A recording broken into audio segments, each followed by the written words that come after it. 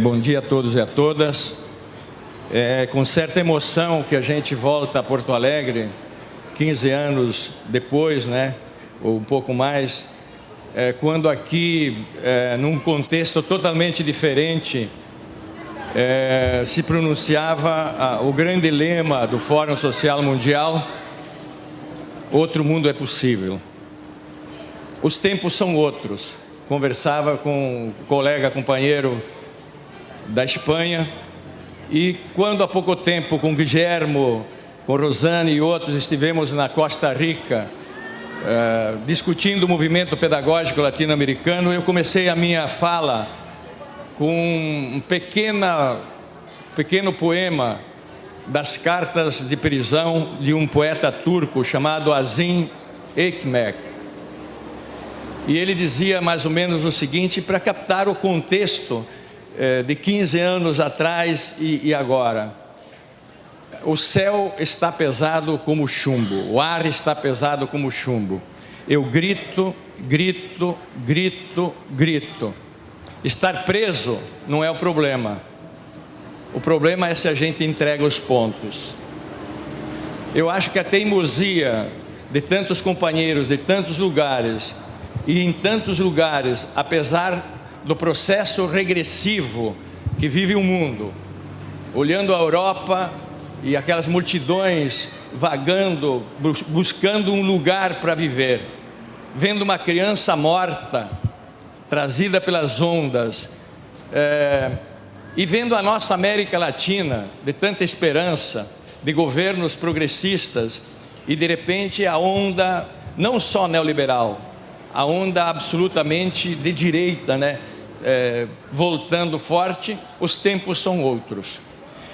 Nos 19 minutos, 18 que restam, e assim, aqui a gente não está para dar grandes conferências, a gente está para discutir, pensar junto, quem sabe uma ideia, uma injeção de ânimo para não entregar os pontos. Nós aqui somos a maior parte professores, Então eu vou fazer uma nota que eu chamo uma nota metodológica, A grande dificuldade nossa, de sindicalistas, de professores,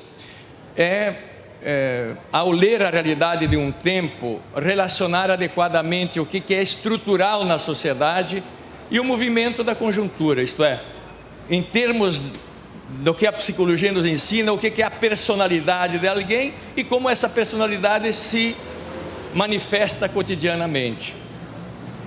Eu vou falar do Brasil, porque aqui tem companheiros que falam de outros espaços, onde eu conheço melhor.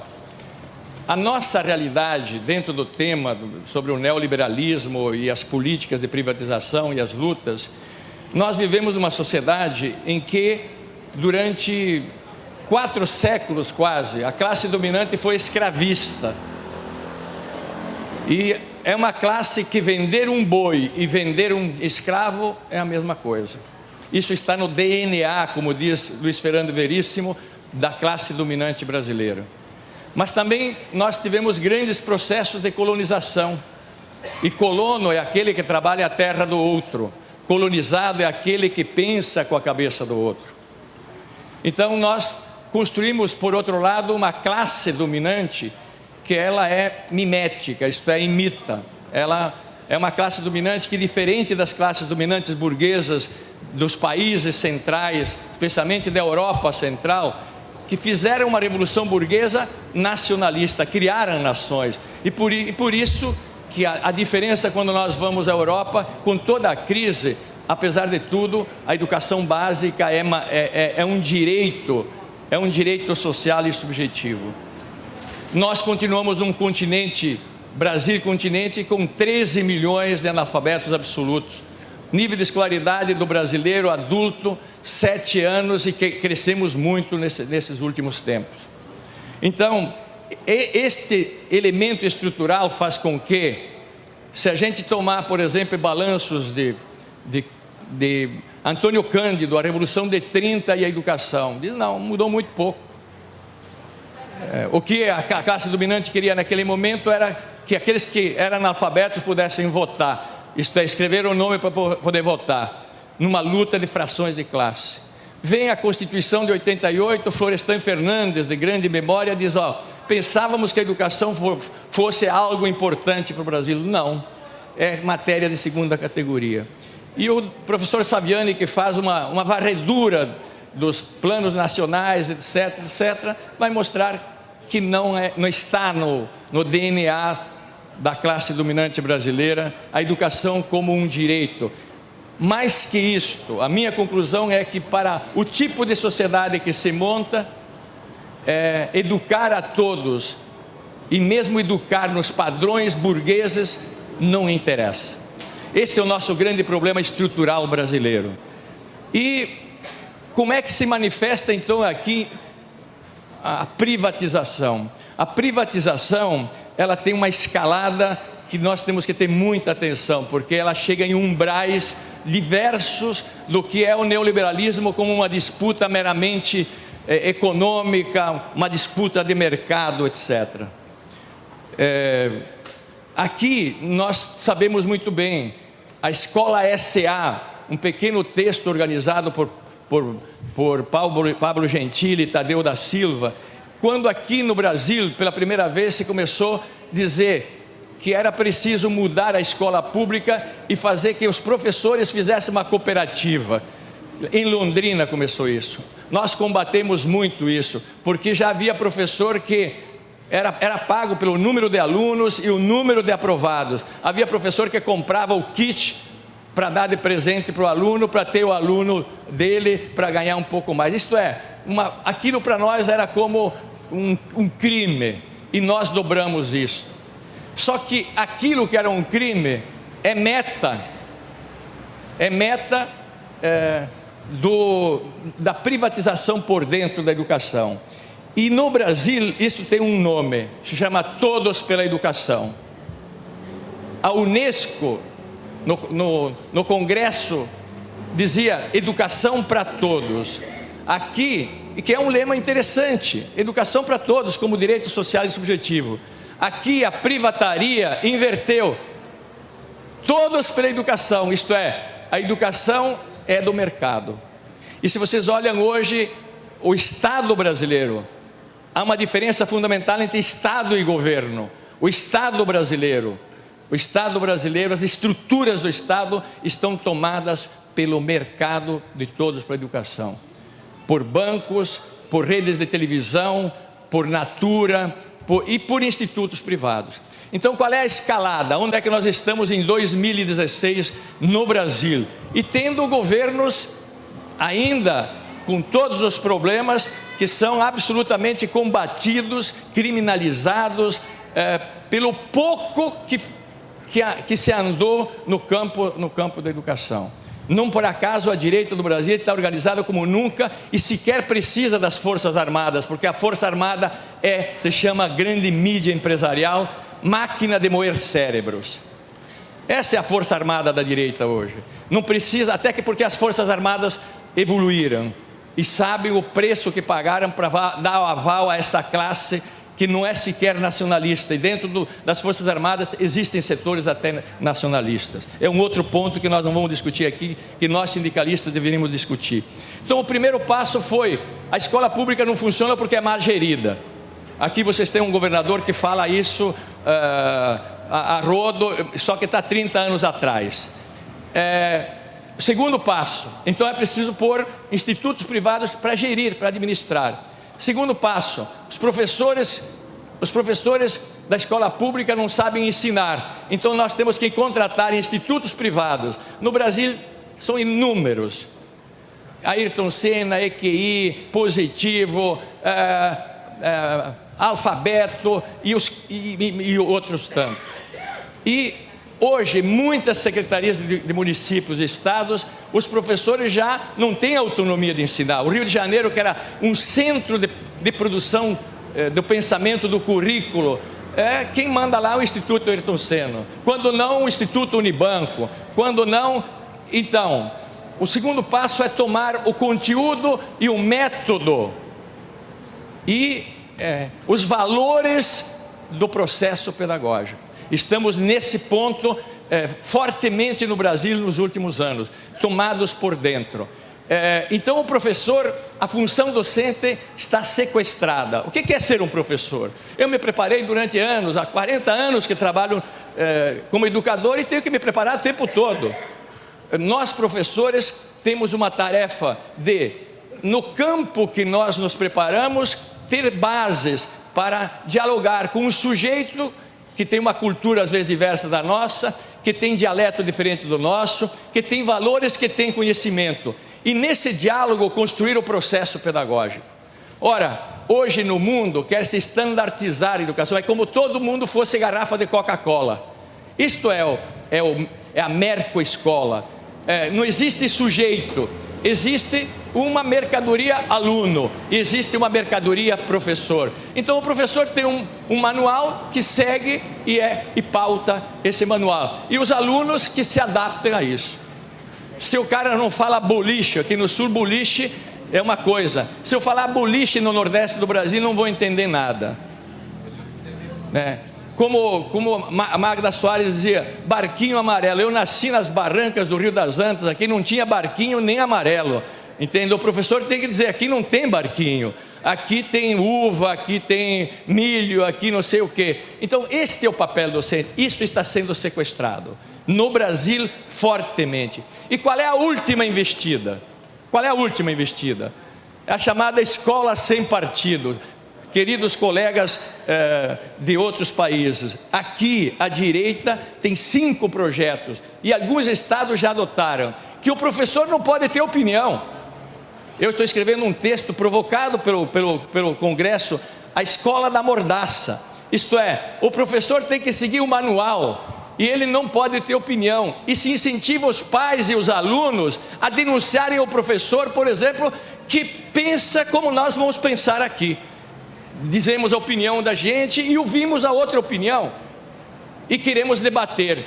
Isto é, escola sem partido é a escola do partido fascista, é a escola do mercado, é a escola daquilo que é pautado por um senhor que é o Deus de hoje, que é, digamos, a pautar a escola para o lucro, etc. As reformas do Brasil, por exemplo, do ensino médio, o que se quer no ensino médio hoje? Que é onde se dá a dupla cidadania. O ensino médio é o cartão de dupla cidadania. Cidadania do cara, em termos de Paulo Freire, poder ler autonomamente o mundo, se teve a felicidade de um professor que o ajudou a ter um método de perguntar, questionar, etc.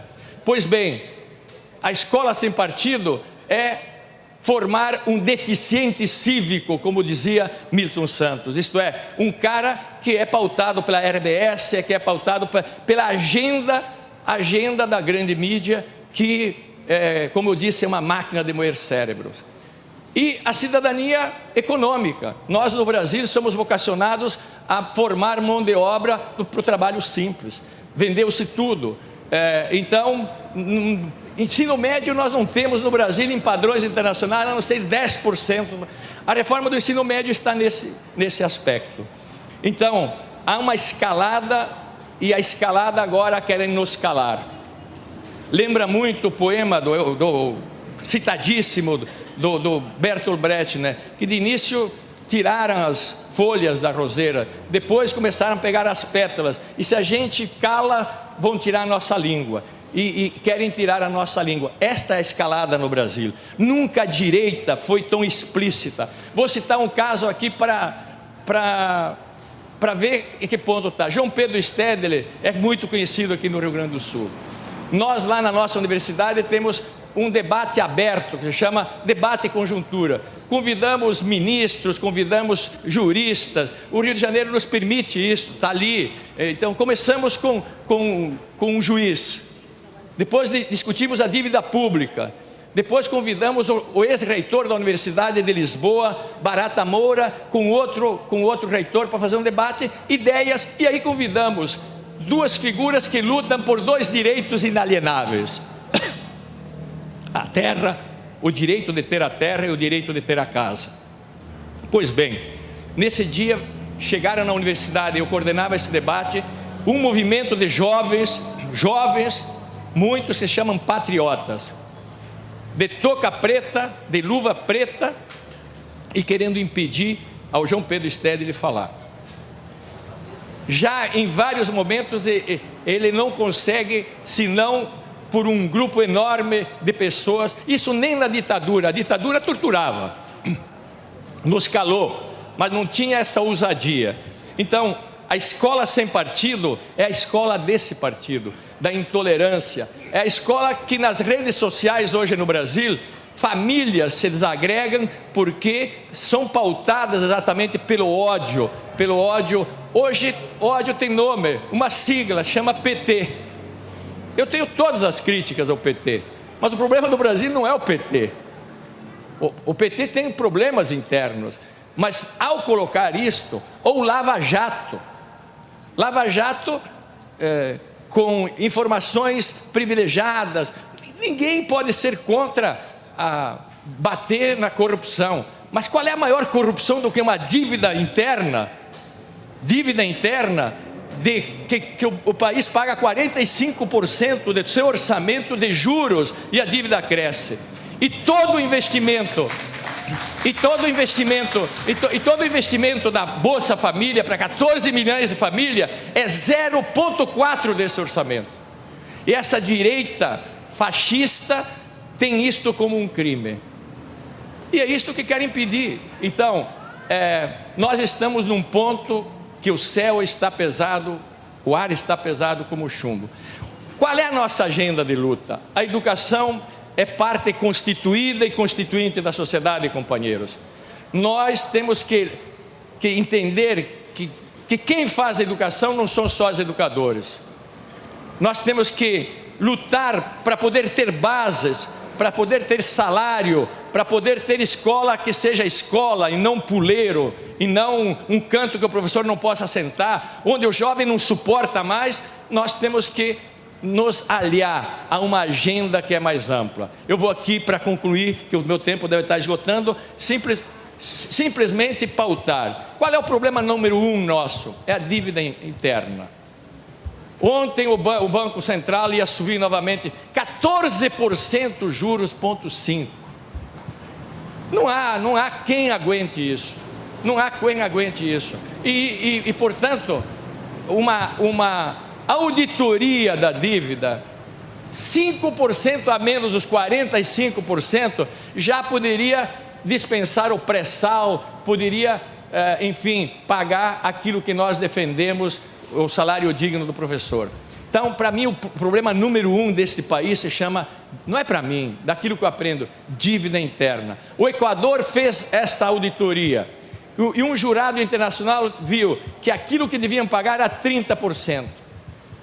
E claro, o Equador tem problemas, mas as mudanças que houve lá na educação, na saúde, são fantásticas. A Grécia agora fez isso também, e por coincidência, assessorada por Fattorelli, que é uma pessoa que está levando à frente isso. Qual é o segundo ponto nosso? Aqui no Brasil, como no mundo, os ricos não pagam imposto. Estava lendo ontem, numa rede, que 62 famílias mais ricas do mundo têm mais riqueza que metade da população do mundo. Como é que pode existir isso? Então, aqui no Brasil tem que existir um imposto de renda progressivo. Mas vá ver se os Sartores da vida, os Pezãos da vida vão apoiar isto. O que é um imposto progressivo? Aqui no Brasil só tem 2 faixas de imposto, 15 e 27. Então quem paga mais imposto é a faixa de quem ganha até 4, 5 mil reais, e embutido os demais. Terceiro, um imposto sobre grandes fortunas. O IPTU que nós pagamos nas nossas cidades, que é o imposto para ter um pedaço de apartamento, ele é progressivo, por metro. Por que não faz isto progressivo por latifúndio, por volume, etc, etc. Em suma, e por fim, nesse campo, porque na educação depois a gente pode discutir, controle social da mídia. Vou dar 2 exemplos. Em 1912, um escritor alemão, mas que morava na Áustria, chamado Karl Kraus, escreveu um livro que se chama Os Últimos Dias da Humanidade. E ele era considerado um cara meio pouco crível, porque era filho da nobreza e não seguia a nobreza. Escrevia panfletos e lia nos bares, etc. Este livro chamou a atenção. E nesse livro, lembrado pelo historiador Hobsbawm, lá pelas tantas ele diz o seguinte: olhando a mídia alemã, austríaca e da Europa, naquele contexto da guerra, chegava à conclusão que a mídia não corrompia, mas era a própria corrupção, porque corrompia os valores. E aí o historiador Hobsbawm, na sua cultura, diz, ele deve ter lido Confúcio, porque Confúcio do bem, porque o Confúcio dizia, se você não escreve a verdade, a justiça se vai, e o povo entra numa grande confusão. E aí vou dar um exemplo nosso sobre a violência no Brasil, como a mídia trata a violência no Brasil. Saiu um livro agora do jurista Nilo Batista, e que mostra como o crime ficção e crime é trabalhado na mídia para gerar na classe média ódio aos pobres. Ódio aos pobres. Então, uma cena real de um tal de Pedro Capeta, um jovem desses que são chamados os donos de boca no Rio, que andam de chinelo, comem dois no mesmo prato. Isso é uma loucura, uma loucura. Quem ganha o dinheiro é outra gente. Pois bem, o que a televisão apresentou? Uma batida policial, ele em cima de um jipe com um bando de metralhadora. Aí a narrativa, a polícia mata o capeta e seu bando com um arsenal de armas muitíssimo superior à polícia. O Nilo Batista foi aos autos, teve autorização de ir aos autos do processo. A realidade qual é? Foi morto com um menino de 12 anos, num casebre, com 3 revólveres, um sem bala, um com 2 balas e outro carregado. E isto que a mídia faz com a violência, e isto que a mídia faz com qualquer coisa. A RBS aqui, na época da Ford, eu tinha nojo de vir no Rio Grande, porque o grande problema do Rio Grande era que tinha mandado embora a Ford. 20 e poucos anos depois, por um tribunal internacional, a Ford foi condenada a ressarcir milhões ao Rio Grande do Sul, porque lesou. Então, se a gente não abrir o olho aí, nós estamos fritos. E a nossa luta é retomar, gente, é retomar a agenda do Fórum Mundial de 15 anos atrás, os CONEDs, as conferências, etc. E eu não sou pessimista, porque a história, como diz o Galiano, é como uma velha senhora, cheia de manhas. O Galiano, um pouco antes de morrer, ele fez um vídeo, de vez em quando ela apronta. Ela pode, a história não é uma linha reta. E o Florestan Fernandes, num livro chamado O Ciclo da História, diz, o circuito da história, a história não se abre nem fecha por si. São os homens e mulheres em luta que abrem ou fecham o circuito da história. Sem luta, como se diz aqui, só está morto quem não peleia, né? E eu acho que a gente está na peleia. Obrigado.